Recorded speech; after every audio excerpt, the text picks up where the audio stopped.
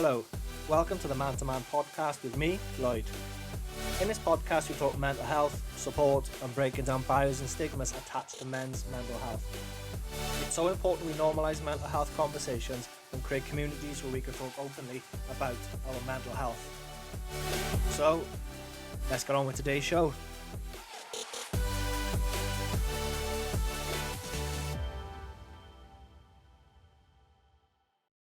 Lloyd, welcome to the show. Absolutely brilliant to have you on here. I think it's fair to say that you were somewhat of a mental health champion.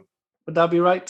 First of all, Lloyd, welcome on your own podcast as well. So nice to have two Lloyds. Well, not in the same room, but virtually in the same room. So always good to see. I don't really know what you call it, champion, advocate. A lot of other names probably brandished towards it, but yeah, mental health is something I'm really passionate about, and the simple thing I'm passionate about it for is because we've all got mental health and we don't all speak about it, and I think it's really important that it just enters normal conversations. And I think we've started breaking down barriers, but we haven't broken down enough barriers, and until that's the case, it'll certainly be a big topic of conversation from my point of view, because I want to know if people are okay. I want to know how they're feeling.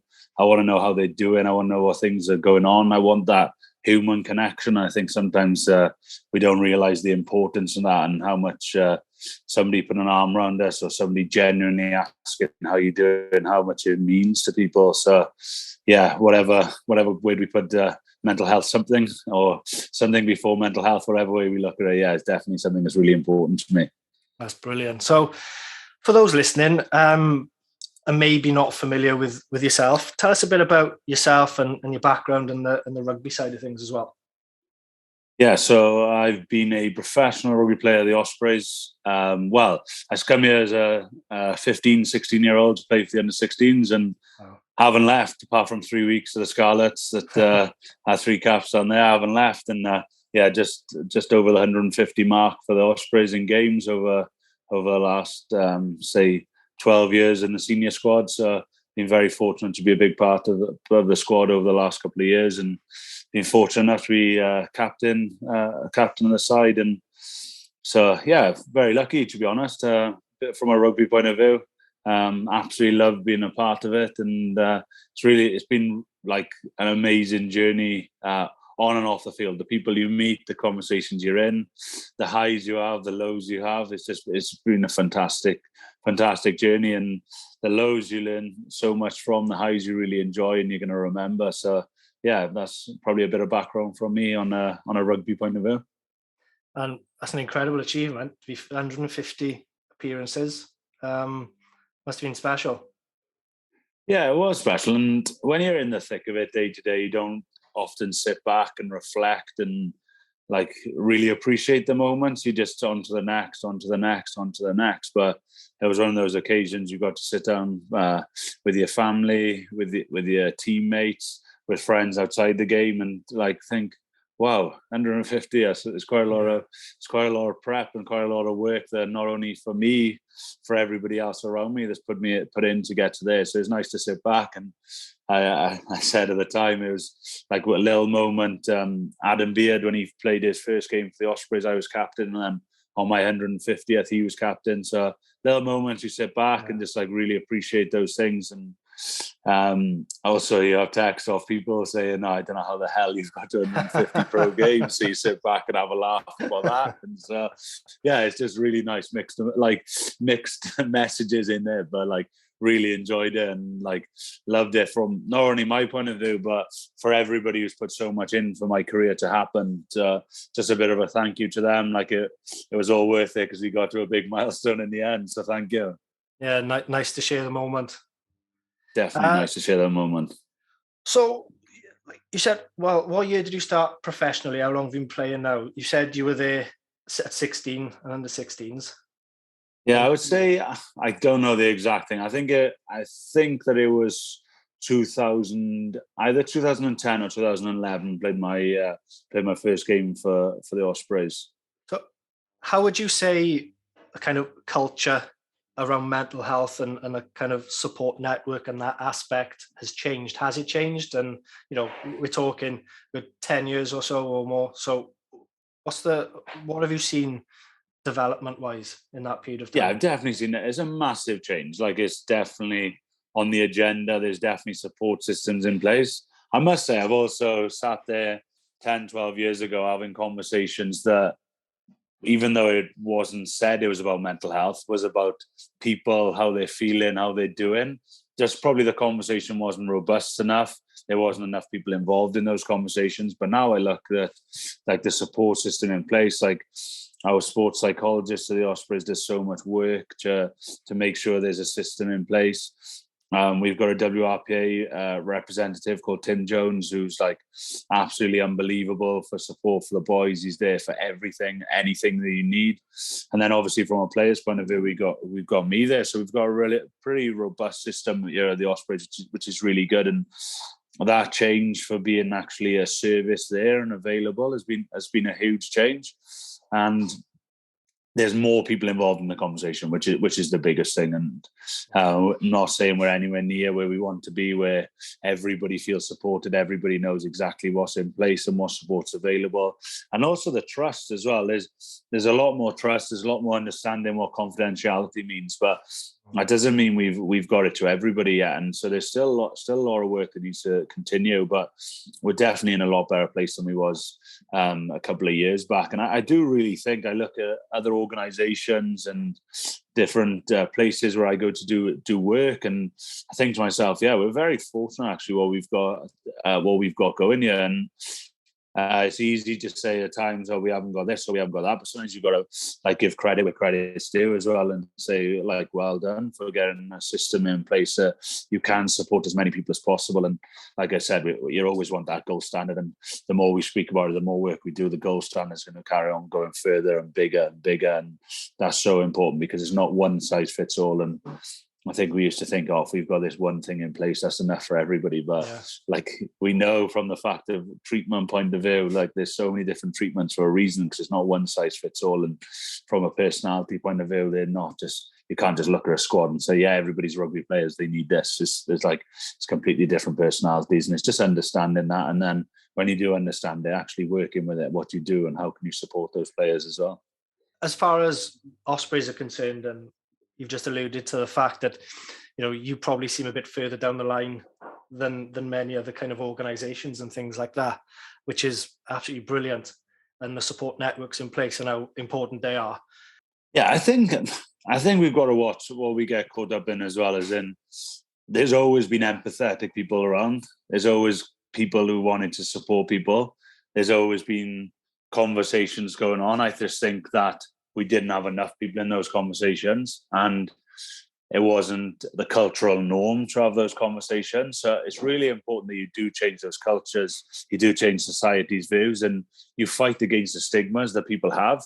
And that's the way you break down those barriers. That's the way you get more people involved, make more people feel safe. And then when you can get actual real structures in place that people know that actually, no, this is a safe place to go, and people understand that, hopefully then you're working on a depth that's even lower than you've got to before. And it's even more important for people to get there, because it's easy for everybody just to say, yeah, I'm good, or I got over this going on, or just those small things on the surface. But actually working down under those barriers and giving people a safe space to actually go a couple of layers deeper than they normally would, that's so important. And I've seen a huge thing over the last couple of years as well, as like, we're treating rugby players as human beings now rather than just rugby players. And people are rugby players for 80 minutes a week. You can't just treat them as rugby players all the time. So it's really important that we do understand that there's a lot of pressure in being a professional athlete, and there's downfalls to being a professional athlete as well. It's not just everybody looks at it and says, oh, they're so lucky to do this. And yeah, we are very fortunate to do what we do, but it also comes with downsides as well. And it's really important that we address those things and put support in place for those times as well. Yeah, absolutely. And like I said, the cultural shift that you're experiencing now in terms of seeing the rugby players not as rugby players, that's just something they do. They are not that. They are the humans that happen to play rugby at a very good level. Do you think that society and that cultural shift has kind of happened elsewhere? So thinking about what you said, when you go into work and in the workplace, obviously your work is rugby, but for other people who go into the office and things, do you think that that's something that could potentially change? Because you may only have those interactions with people in work, so you see them as that colleague, and rather than seeing them as that person who could be going through something at that moment in time. Look, there's going to be different cultures in every working environment, and can't generalize it enough to say that it's not going on or it is going on, because there's certain places I've gone, I've sat down and listened to conversations and thought, wow, that's powerful. To be able to have that, whether it's over lunch or the end of the day, like that is really meaningful. And there's other places I've gone in and started having conversations, and you've sort of had an eye look at you like, should I be honest now or should I not be honest? So there's going to be different places. And also I find it like fascinating, some of the work people are doing through to help support remote working, and then other companies who are not doing anything because they're like, oh, they're in their house, they're in a nicer environment because that's how they see it. So there's going to be a range on the priorities here, but I do go to some certain places and I think, wow, like that is a powerful conversation to have, and they're investing in the people they've got around them. And those places you sort of sit back and go, well, whenever I finish rugby, like I hope I'm in an environment like this, because this is a meaningful thing. You're not just going to work, you're going to see people you want to spend time with. You've got a purpose. People want to develop you as a human being. And if you feel like that wherever you are, that's a culture everybody wants to be a part of. And you give more without even meaning to. You give more of yourself, and you're willing to make those sacrifices, and they don't even seem like sacrifices, they just seem like choices at the time. So I do think I would never like to generalize, because I've only seen a small part of what's going on, but certain places I go on, I see what they've invested and the actual shift in culture that's been there. It's not a token gesture thing, it's something that they're really honing in on, and that is inspiring. And like I said, I would love to be whenever or wherever rugby finishes, you think to yourself, if that was my 9 to 5, that's a good place to be. You touched upon there that token gesture aspect, and I think that's the danger of the more awareness we have of mental health, well-being and mental illness, is that we're not paying just lip service to it and having those token gestures of, yeah, we've got mental health week, that's brilliant for raising awareness, but we're still in that danger zone of 1 week a year and just having that aspect and catering for that 1 week.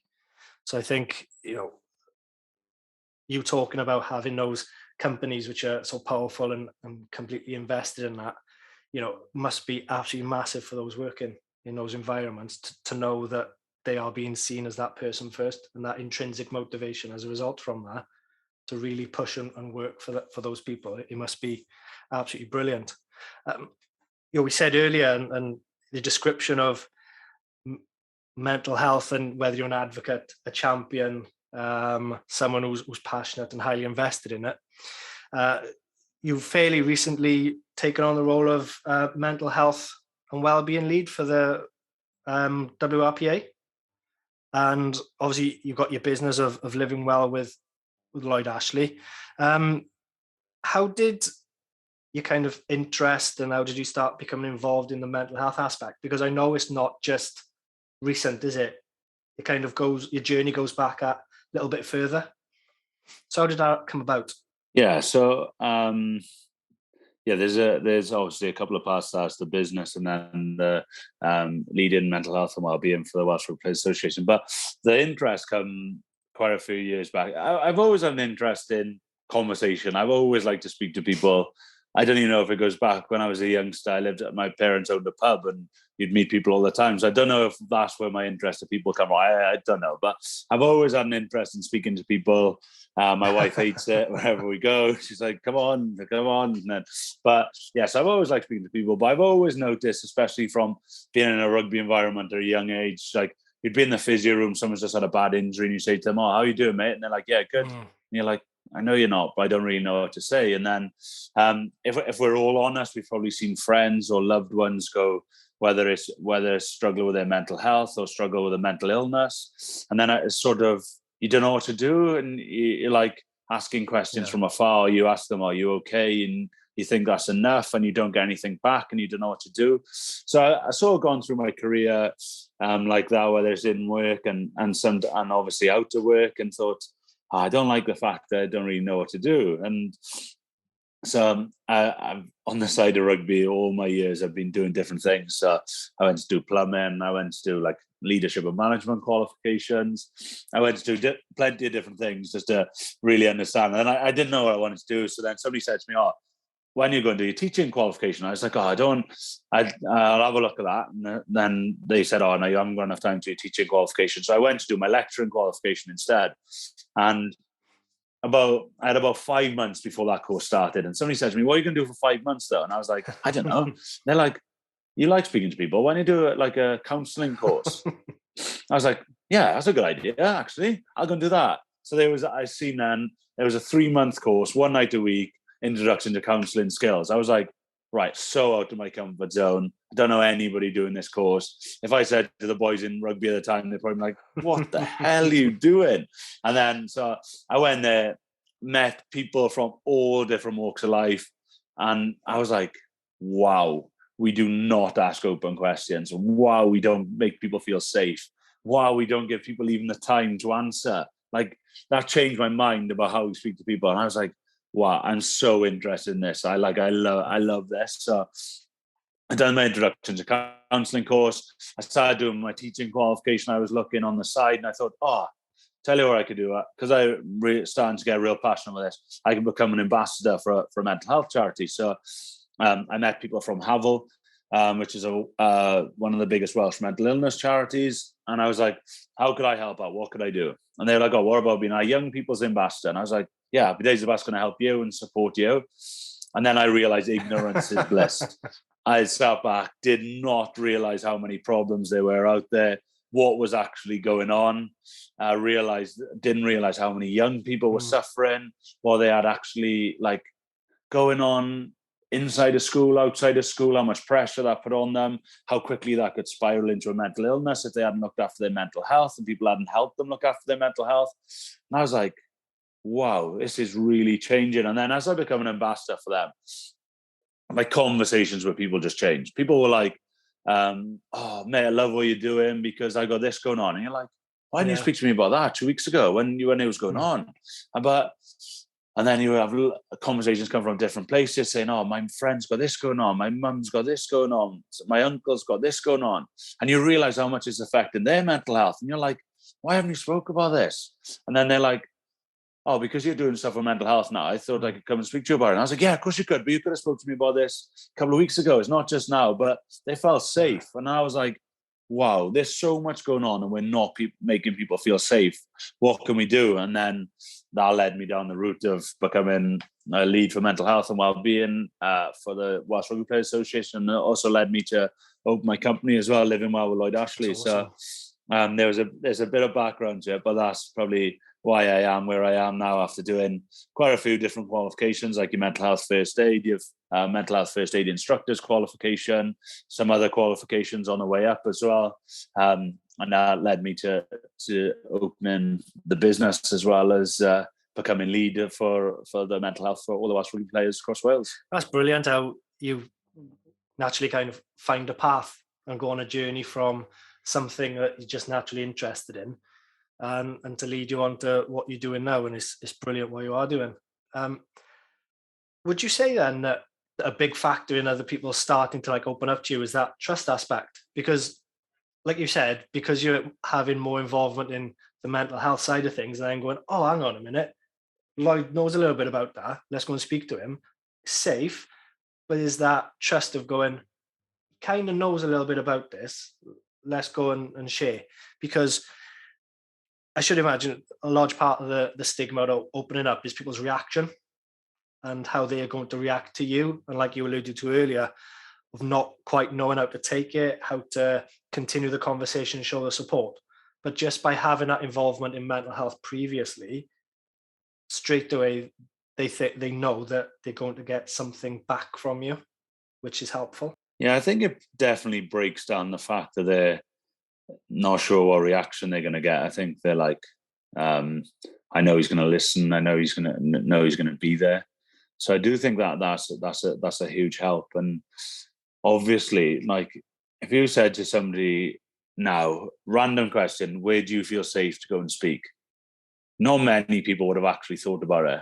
They would have just gone, oh, I can't, like, I want to say something, but I don't know where. So just keep it to the back of my mind. So to make somebody feel safe, to give somebody the time without your phone in front of you, to actually in an environment where they know if they say something, nobody else is going to listen to it. It's huge. And it's not easy to create. No, you have to put time and effort into it. You have to work on it.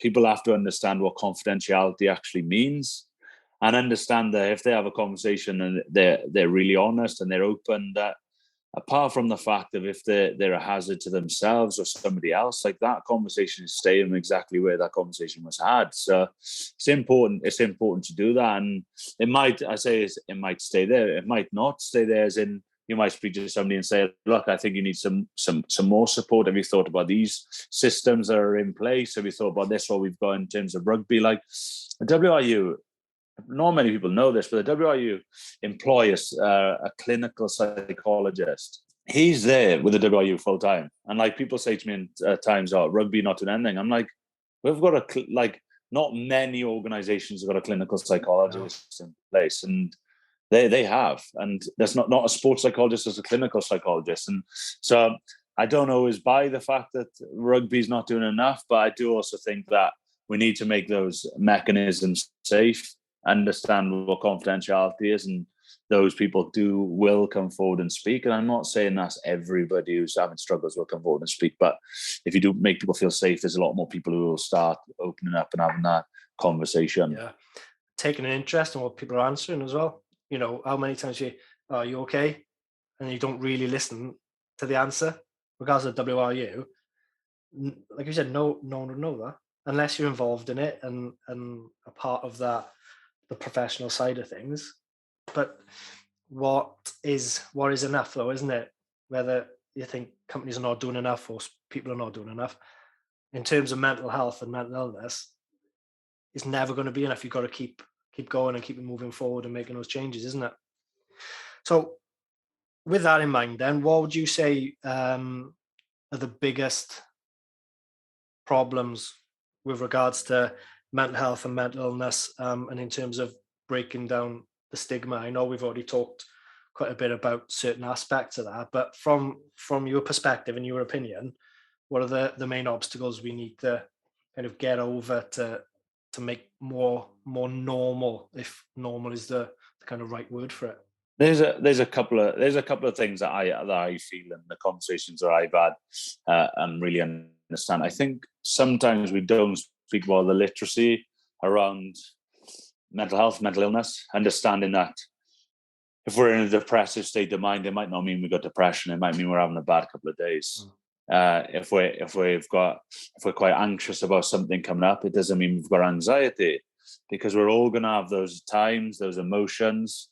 So understanding that from a literacy point of view, that I've listened to conversations before and someone said, oh my God, I feel suicidal. And then you go up to them and you're like, everything, like, mate, that was quite powerful. Like, everything okay? Do you want to speak about it? He's like, and then they might be like, yeah, why? And you're like, oh, you just come in and say, I feel suicidal. He's like, and then so you speak to them and they go, oh no, I was just having a bad morning. I was just one of those things you say, and you don't mean it in the context of how it comes across. But until somebody picks up on that, but if somebody doesn't actually question that, you don't know how far it leads. So our literacy around things is huge, and I think that's a really important note to take forward. And the more awareness training that we have, not just of the statistics, because I love the fact that we're raising awareness about the statistics and how common it is, but more people are going to do something about it, whether that's going to do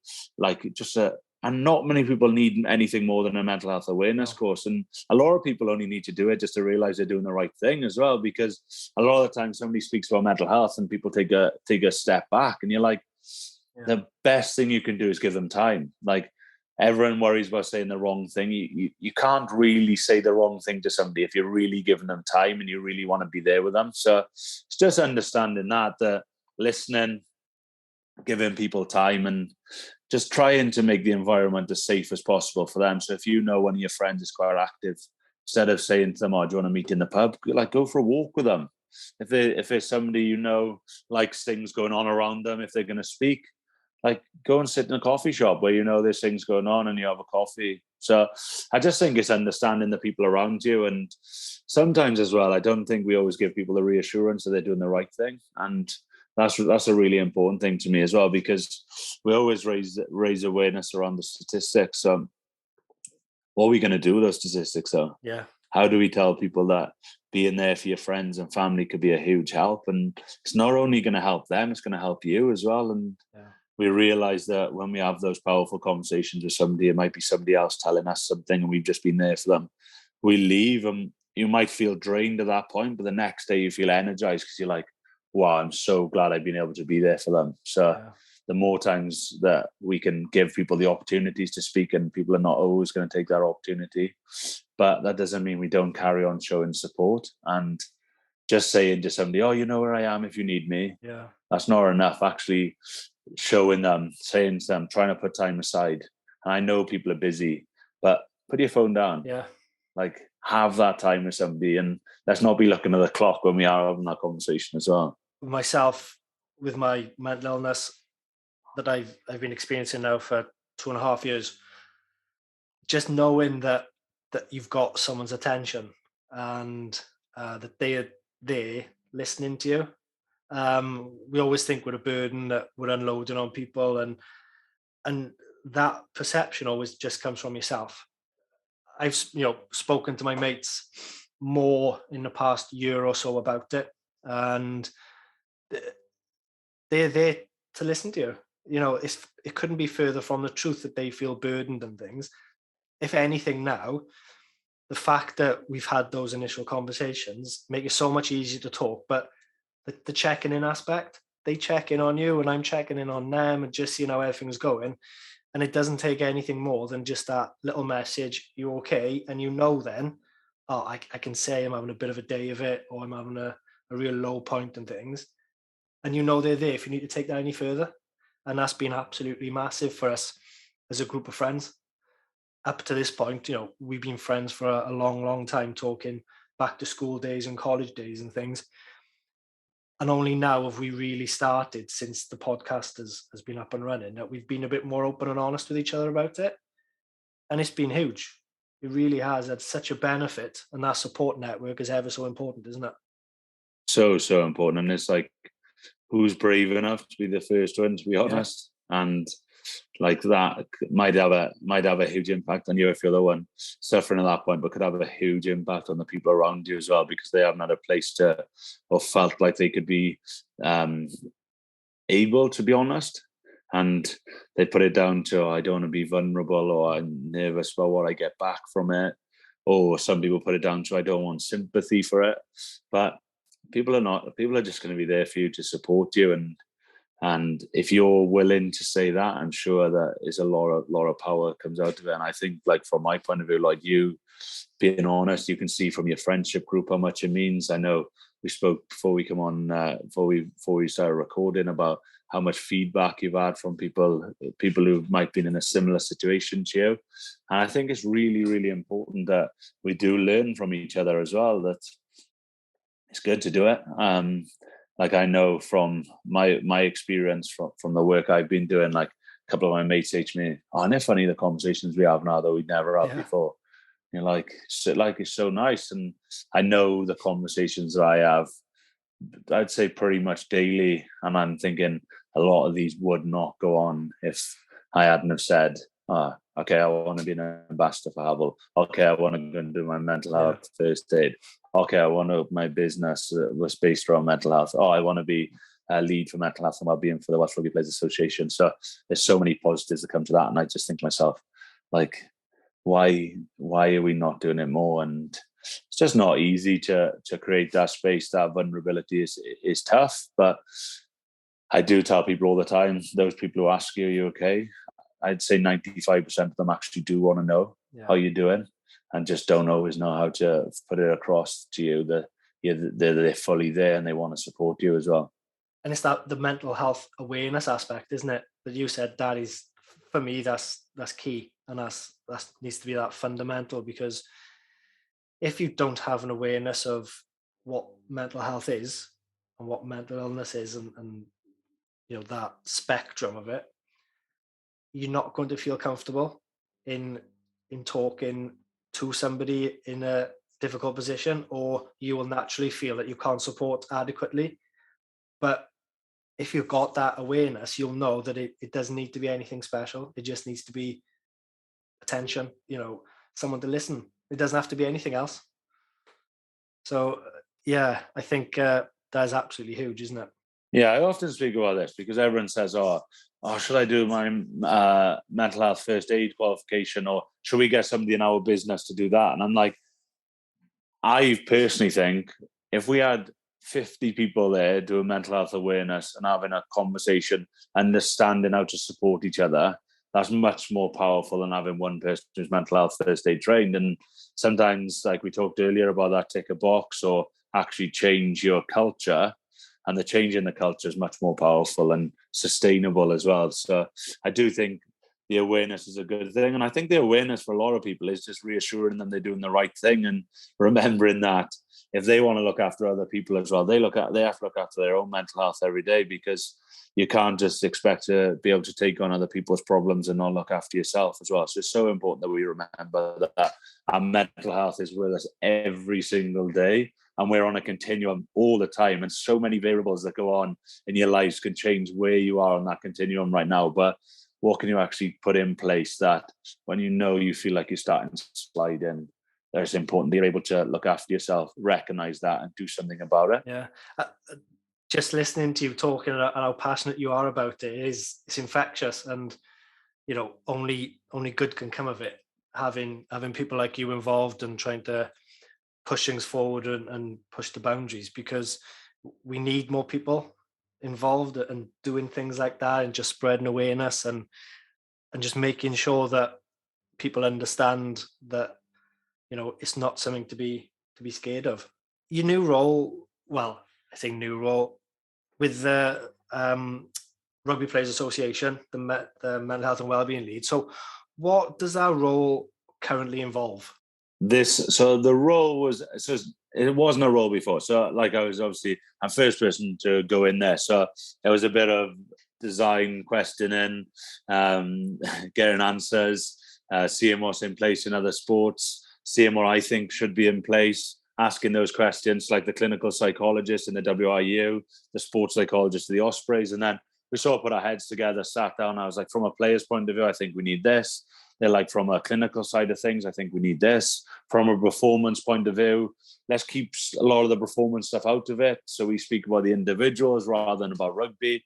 And that was really important. And then we sort of looked through what are the red flag areas in rugby. So just naming a couple of them, like short-term contracts, injuries, selections, winning and losing, social media, like those things could easily trigger a patch of poor mental health for somebody, or could spiral definitely into mental illness if we don't look after these things. So let's raise awareness, but also coping strategies for those places. So the role now entails obviously making sure we got a robust system in place for everybody across Wales. That's obviously linked hugely with the clinical psychologist of the WIU, working with the Wales Rugby Players Association and the PDMs, the personal development managers who are in every region. So like we've got the Ospreys, Tim Jones, who's an ex-police officer, who's an absolute legend, who's there for everybody any time of day. So making sure that system's robust and making sure people understand as players what they've got around, that it's there for them all the time, but also having that confidential support. So if they don't want to go through a rugby route or feel like that's too close to home, making sure that they've got other systems in place as well to use, and they know whether it's having to go and see their GP or whether it's going to see one of the other services that we've got on the side, and realizing that doesn't come back to rugby. So that's basically my role, and just hoping that the more we speak about it, the more work we do, obviously the more players that get involved with it, that it's only going to grow, and it's only going to make it easier for players to speak. And over the last 3 years of the Ospreys, I think we've had around 30 players and members of staff go through mental health awareness training. So it's huge. this journey started way before I took up this lead. I remember having State of Mind, do a rugby league charity, come down and do a talk, and this was before everyone was speaking about mental health when it wasn't on the agenda. And I got them to come down, and I sort of said to them, like, look, we might have 8 boys sat there. And I thought, I know I can count on 8 boys to turn up. And I'm like, right, you need to be there, you need to be there, you need to be there. And only because they're there, I was thinking, they're only going to be there to support me. And then I remember turning up, meeting the boys, getting them set up. And then all of a sudden, the room was full. Everyone was there. And I was like, wow, like people do understand that this is really important. They just haven't got the support in place, actually, where they feel safe enough to go and be and just listen at times, not even be vulnerable and say anything, and just listen. And like, you're just seeing the heads going round when there was some pretty hard hitting things, like Danny Scunthorpe, who run it, who's like still huge now with State of Mind, or like Mick Finnegan and Jimmy Giddens, who come down with him. Some really honest and open stories, and everyone sat there like nodding their head, and you're going, wow, like, this is powerful. We just need to create it in the right way. It's been a very, very fascinating journey. I've been a part of the conversations, especially with that Resilience to Rugby program that we got across the academies that we designed. Like, the conversations that go on there and the work that goes on there is unbelievable. And I love being a part of it. And in fairness to the Tom Maynard Trust, they've backed us for the last 2 or 3 years from a financial point of view to pay for that program to continue throughout the academy. So it's been fantastic for us. Yeah, it sounds brilliant what you're doing with this. So moving forward then, what are your kind of hopes for the role and what you're doing, and, you know, over the next year, 2 years, however you're long in post? So carry on making the system more robust. It sounds obvious, but understanding, speaking to people, understanding where the pitfalls are, what we've got going on, actually what more support could we have in place. That's a big one. The continuation of the Resilience to Rugby program for the academy boys. The next 5-10 years of boys coming through the system are actually aware of what's coming and what's going on. That's really, really important. So they're not blindsided by certain problems. So those two things are huge, and they continue to evolve. Like the Resilience to Rugby program that we run now is going to be different in a year's time. And if we don't adapt, we're not gonna have these players in the best state possible going into professional rugby. So it's important that we don't focus on too many areas, but we're very good at the areas we're focusing on. But also the feedback's so important. And, you know, from a point of view of how many people are getting involved in the conversation, how many people are willing to say that, I've been to a mental health awareness session with Lloyd, or I've done this with the WRPA. You know, the stigma's changing. And like, I've worked with the 7s, with the 20s, with all the academies across Wales. So like, it's really, really interesting. And it's really good to see that people actually want to put this as part of camps now, rather than you're asking, can you go in? So within the academy setup and that aspect of things, and you said about the resilience work, has there been a big shift in looking at trying to maintain a good mental health and the preventative aspect of it before it can get kind of worse and move on to something a bit more serious?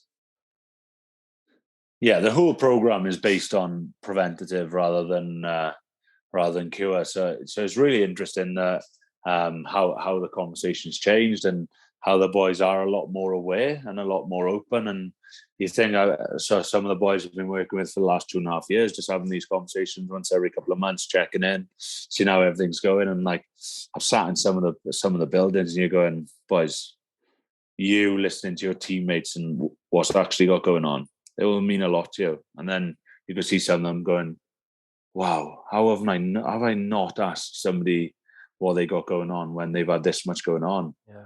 And you know, from a point of view of like brotherhood that you speak about from a rugby point of view, you know, that only grows the bond as well. So it's really important that we do keep the preventative side of things in place, because hopefully that covers 90% of people and supports 90% of people. But it's really important as well that we have that clinical point of view as well, that for those people who maybe have gone further than just looking after their mental health, they might have deteriorated into a mental illness, or they might have come into the game with a mental illness and before we wasn't aware of it as well. So they need to feel safe that they're going to be supported through that. It's not just going to be oh, right, no, that's an illness, leave, which is definitely not the case. Totally agree. The work you're doing currently, Living Well with Lloyd Ashley, what was the driving force behind starting that? I know previously we talked about your journey within mental health and well-being, and you got a natural interest and things like that. But what was your motivation to start that when you did, and what's the story behind that? One of the main sources of Living Well with Lloyd Ashley is my schools program, which is a resilience in schools program. And I sort of sat back and thought, what would I have wanted in place at that age? Who would I have resonated with at that age? And I sort of thought, I'm very fortunate in the position I am as a professional rugby player that a lot of young men are going to resonate with me and understand, if he's able to say it, surely I'm able to say it as well. And I thought to myself, I wish I had learned some of these lessons a lot younger. So that was a huge driving force for me. And you would never know when rugby's going to come to an end. So it's nice that if something you're passionate about, you can start trying to make a business of it. Like everybody says, oh my God, Living Well's this, it's that and that. I promise you, there's no money in the bank. There's no big retirement settlement that some people think. But yeah, it's going well, as in the uptake's been unbelievable. I've been part of so many different schools, colleges, universities from that point of view. So that's a huge part of it, is the work we do in schools. And also the first aid for mental health instructors qualification, so I can go into businesses and deliver mental health first aid, whether that's awareness courses all the way up to level 3, where it's peer support. So I'm able to do that from a business point of view. And sometimes as well, businesses just want you to go in and speak and just be open and honest, because sometimes they just need somebody to do that. So somebody else feels like they can break it down. So yeah, there's lots of different parts to it. And I've been so lucky to be in so many different schools, colleges, universities. So I've been so fortunate from that point of view. And in fairness, from a company point of view, it has grown hugely over the last couple of years. And it's really nice to be able to represent what you're passionate about and know that you do mean what you say. Yeah, most definitely. What's the plans moving forward with it then? And I know you say you've got a few different avenues you're going down now with regards to the mental health training, working in schools, and going into companies and businesses. Where do you see the business going in the near future? I've asked Mystic Mag this so many times. Where's it going? Massively successful. How am I growing it? So yeah, hopefully sat well away from everything and just watching it grow from afar. But look, I want to be on the floor. I want to be delivering. I want to be in front of people. I want to be spreading across a positive message, understanding that mental health's with us all the time. I want to be in more schools. I want conversation to grow. I want to be in more businesses so cultures do change. So I don't actually know where it's going. Obviously, with a rugby career, you never know if you're going to sign another contract. You never know where you're going to be the following year. So it's really important to enjoy what I'm doing, see where I am now, and just hopefully, from my point of view, I'm not needed in a couple of years. This is needed in a couple of years. So, and that, from my point of view, that is the overall success, because I've had to find something else that I want to do, because everybody has taken on the points, and cultures change, societies change, and everybody feels comfortable enough to have these conversations. I'm not having to go in there and help people start the conversation. I'm not having to go in there and say, like, this is how you can look after yourself, because everybody's taken on the points, and workplaces, schools, and everybody is doing that for their people. Perfect scenario, isn't it? 3 years time, yeah, no need for it.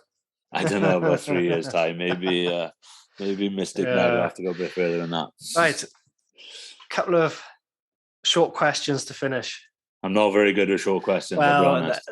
Yeah, they may not be short answers then, is it?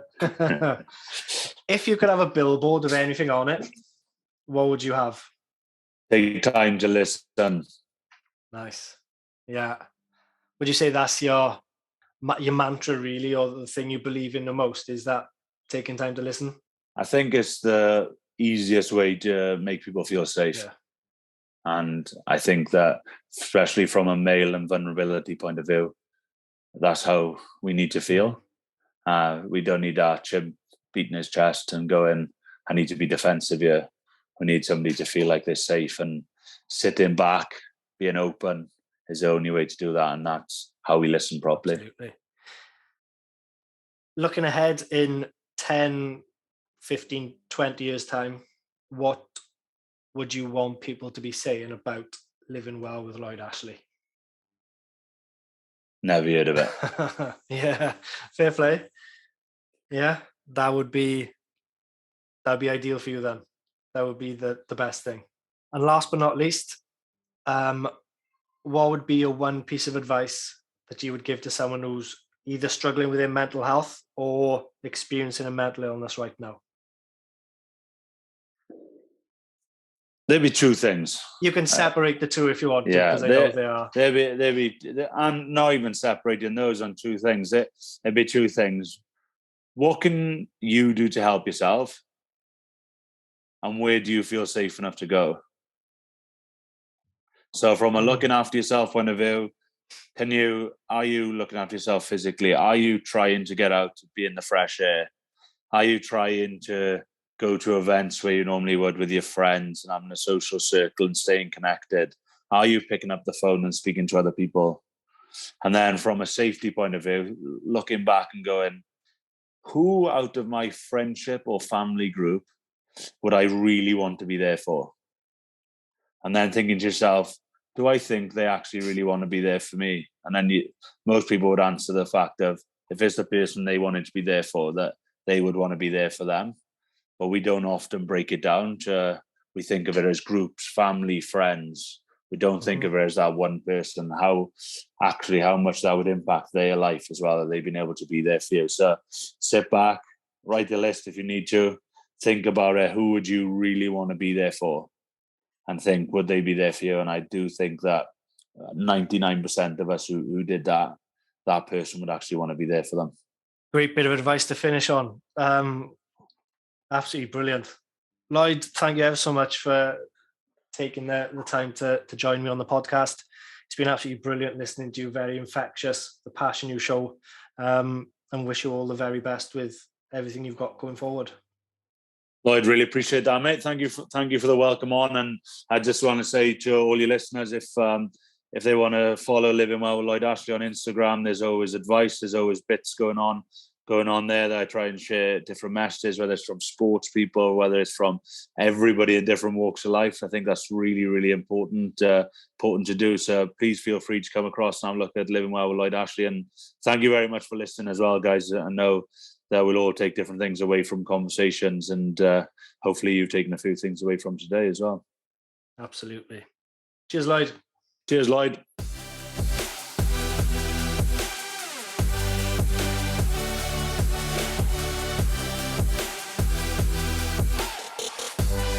Don't forget to follow on Instagram at @the_man-to-man podcast. And if you want to be involved in the show in any way, just get in touch. See you on the next episode.